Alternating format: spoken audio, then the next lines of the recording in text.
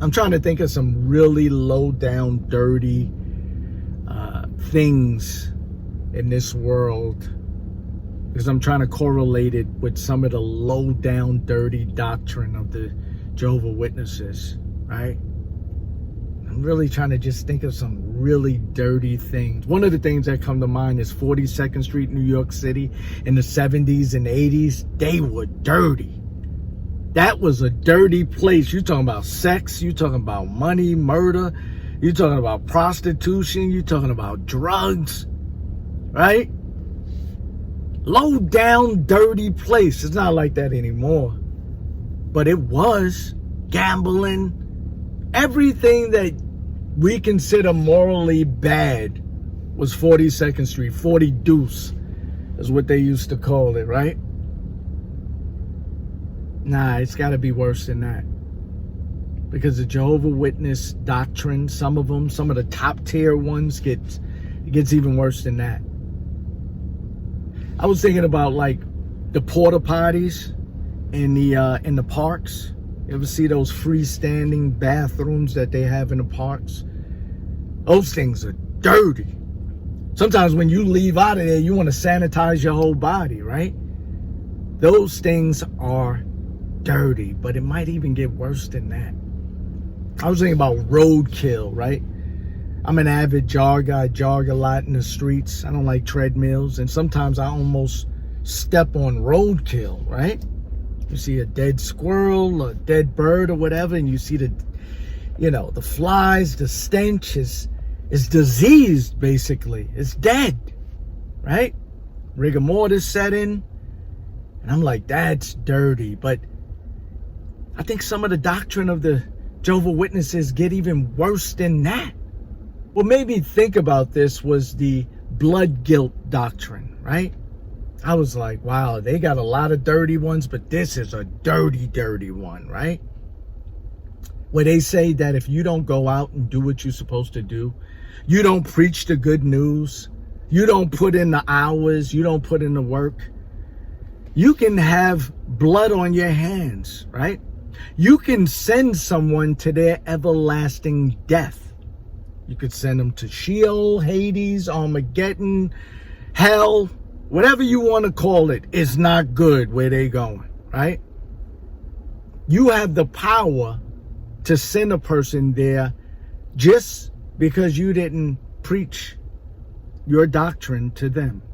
No matter how good they were, no matter what relationship they had previously with God, right? They could have a close relationship, a praying person, a faithful person. Doesn't matter. You didn't preach to them, you can send them to their hell, right? Then it gets even worse. They tell the brothers, right? The ones that's kind of teeter-tottering, they have one leg over, in the world and one kind of like in the congregation. If you don't step your game up, if you don't do what's right, you can send your wife, your children to their everlasting death. You have the choice, everlasting life, everlasting death. It's your choice. Blood guilt, right?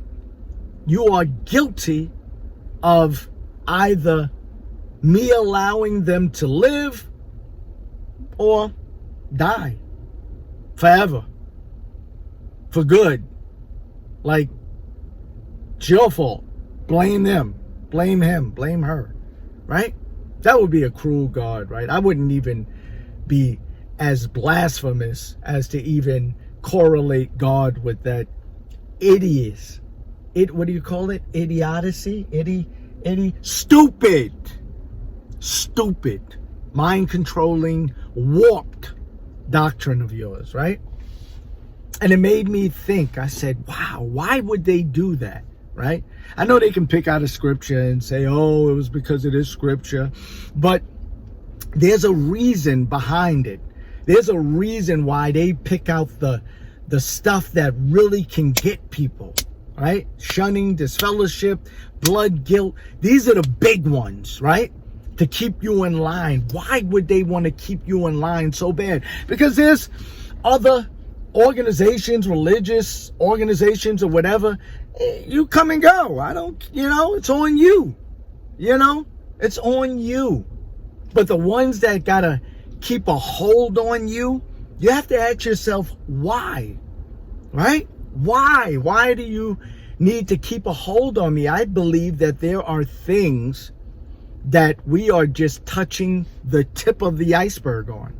I don't think we know everything with this billion-dollar corporation, right?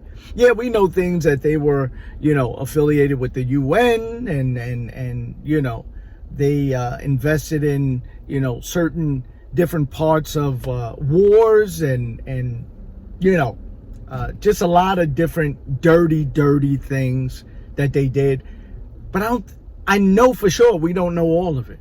We really don't know all of it, That's like you working for a billion-dollar corporation. You don't know behind the curtain. You don't really know what's going on 100%. Yeah, you know the basic stuff. Oh, they're doing this because of a write-off, that this, that.